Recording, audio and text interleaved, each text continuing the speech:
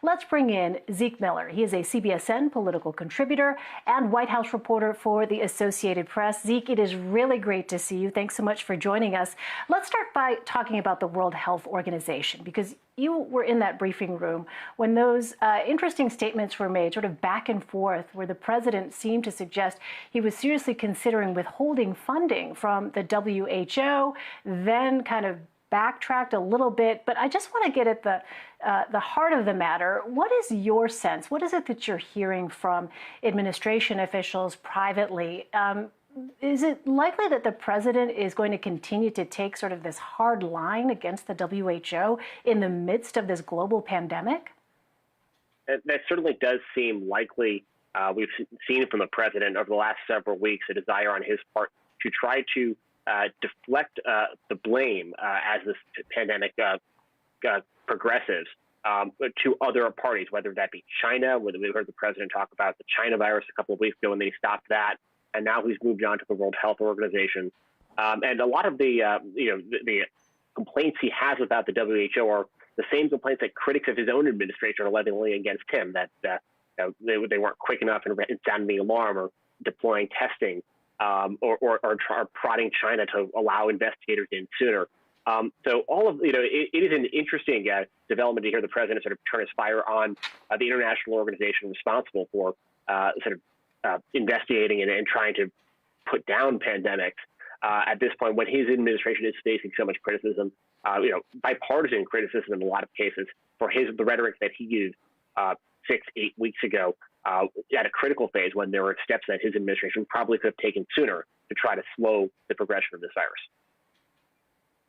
And Zeke, in the briefing on Tuesday, we heard the president downplay this memo from trade advisor Peter Navarro warning about the coronavirus. There are also reports about a November military intelligence report warning about the virus. What is the strategy here on the part of the president? Is it clear in continuing to try to downplay these early reports? Is there a sense that maybe that needs to change?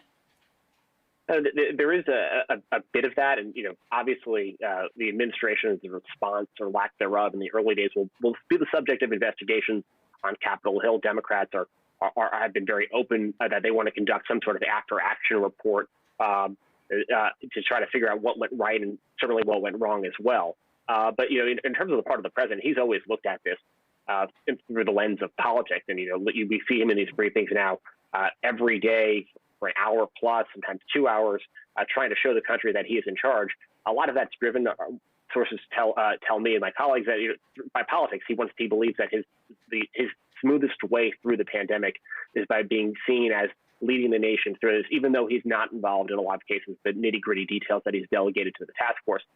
That same motivation, though, is what led him initially 3 months ago or so to downplay the economic impacts in particular of the pandemic, because he wanted to keep the economic boom going, going as it was until this virus got in the way.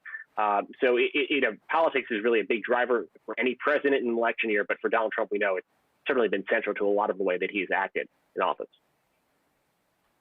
Well, speaking of the economy, in an interview on Wednesday morning, Treasury Secretary Steven Mnuchin said the government could open the economy on a, quote, medical basis.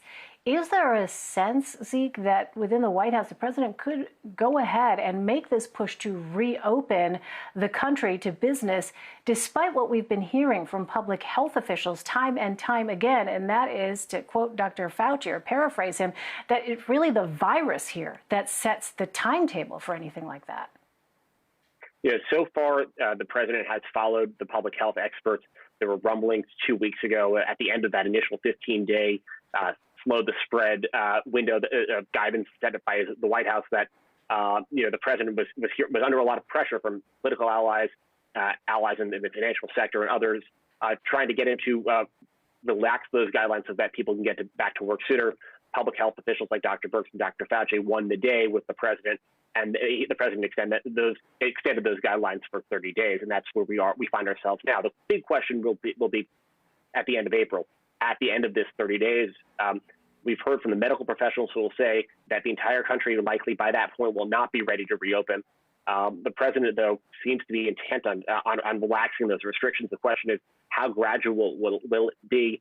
Will it be sort of just like ripping off the Band-Aid, like the way some people around the president would like it to happen, or a far more gradual